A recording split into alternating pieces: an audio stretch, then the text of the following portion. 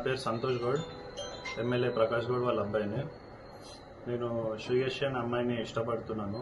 రీసెంట్గా మాకు July 8న engagement కూడా అయ్యింది.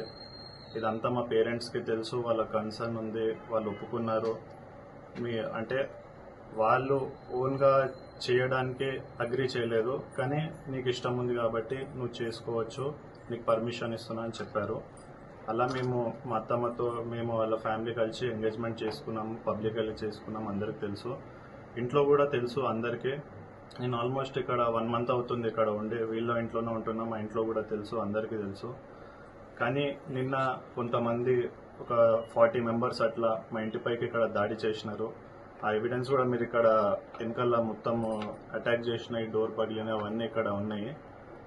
ఇదంతా ఓన్లీ ఈ మ్యాటర్ అమ్మాయి విషయం వల్ల ఇదంతా జరుగుతుంది. తప్పు చేసినట్టు నా మీద నింద చూపుతున్నారు. ఎందుకంటే 1 month అవుతుందండి ఇక్కడ నేనున్నా అని తెలియదా, నేను చేసుకున్నప్పుడు తెలియదా, ప్రతి ఒక్కటి తెలుసు. తెలిసి కూడా ఇన్ని రోజులు లేనిది ఇవాళ ఎవరో అప్పులు ఇవ్వాలి అని చెప్పి తెలియని వాళ్ళని పిలిచి మీరు అందరినీ పిటిషన్లు ఇచ్చి ఇంటి మీద ఆడవాళ్ళ మీద దాడి చేసి ఎంతవరకు కరెక్ట్? అసలు పిఎస్ లో చెప్పాలి కదా, వాళ్ళన్న కొంచెం మాకు సపోర్ట్ ఇవ్వాలి. ఇప్పుడు ఏంది, ఇప్పుడు నేను ముందుకు వచ్చి మాట్లాడినా లైఫ్ మీద ఆశ వదులుకొని మాట్లాడుతున్నా. ఇదైతే 100% చెప్తున్నా. ఇది బయట పబ్లిష్ అయినాక మేము ఏ క్షణమైనా మమ్మల్ని చంపేయచ్చు.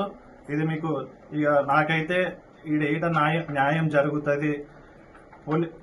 పిఎస్ లో కానీ కోర్ట్ త్రూ కానీ ఎక్కడ కానీ న్యాయం జరుగుతుందని నేను ఎక్కడ అనుకుంటలేను.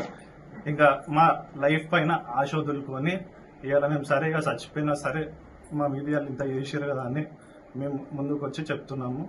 ఇది అయిపోయినాక నెక్స్ట్ మీరు పోయినాక కూడా మమ్మల్ని ఏమని చేయొచ్చు, పబ్లిష్ కాగానే రేపటి వరకు చేయొచ్చు. ఇప్పుడు మన పిఎస్ ఇప్పుడు కూడా పిలవరు, ఆ పిఎస్ దారిలో కూడా చేయొచ్చు, ఏమని చేయొచ్చు. ఇప్పుడైతే మాకు 100% థ్రెట్ ఉంది.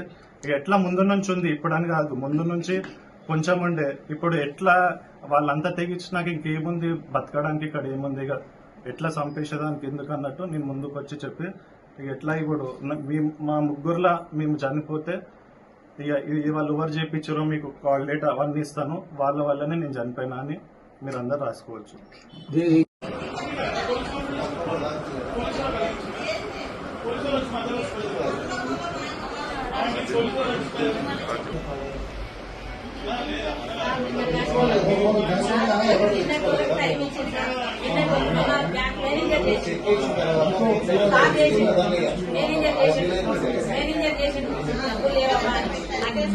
మంగళవారం రోజు 10 గంటల వరకు నిన్న 10 గంటల వరకు నిన్న మధ్యాహ్నం దాకా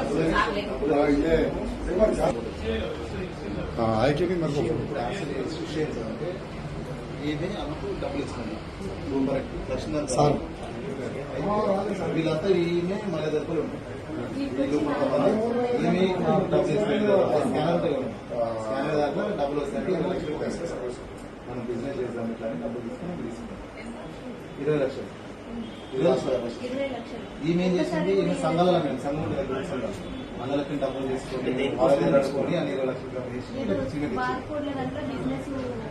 పార్ట్నర్షిప్ ఇస్తున్నామని మంచిగా సెట్ అవుతాము, నేను కూడా తెలుసుకోవచ్చు, మంచి డబ్బులు వెళ్తాను కదా అంటే నేను ఉంటాం కదా,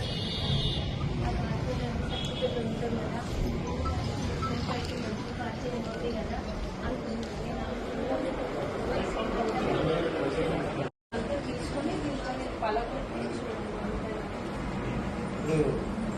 ప్రకాశ్ వాళ్ళకి వచ్చారు, ఎవరో తెలియదు, మాస్క్ పెట్టుకొని వచ్చి నాకు ఇవ్వాలి అన్నది.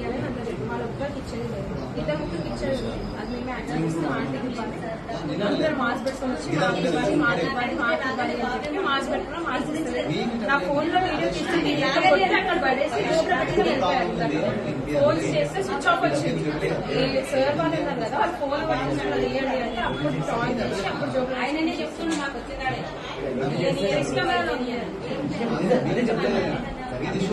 నా మీద అందరు వస్తున్నారు అని చెప్పి నువ్వు నాకు ఇద్దరితో ఇప్పించి తీసుకున్నావు అని నాకు చెప్పిన వాళ్ళని తీసుకొస్తే మమ్మీ మాట్లాడింది. నేను ఇవాళ మీకు మనీ కాదు, నేను 6 months టైం పెట్టుకొని ఇస్తాను అని చెప్పి మమ్మీ చెప్పింది. వాళ్ళతో మాట్లాడింది. మళ్ళీ వేరే వాళ్ళు మాట్లాడుతున్నారు అది ఇది అని చెప్తే వాళ్ళకి ఫోన్ చేసింది డైరెక్ట్ మమ్మీ, నేను నీకు ఇవ్వాలి కదా మనీ వాళ్ళ ఇంటికి నువ్వు పోతున్నావా అని మమ్మీ అడిగింది. నేను చెప్పినా కదా నీకు 6 months టైం పెట్టుకున్నా కదా మనీ వాళ్ళ ఇంటికి ఎందుకు పోతున్నావు నువ్వు మమ్మీ అడిగింది. మళ్ళీ అయినా అప్పటికి ఇష్యూ చేస్తుంది ఈమె వాళ్ళ మమ్మీ ఫినిష్ చేస్తుంది. అప్పుడు మమ్మీ సీరియస్ వాళ్ళ ఆస్తులు పోటీ చేశారు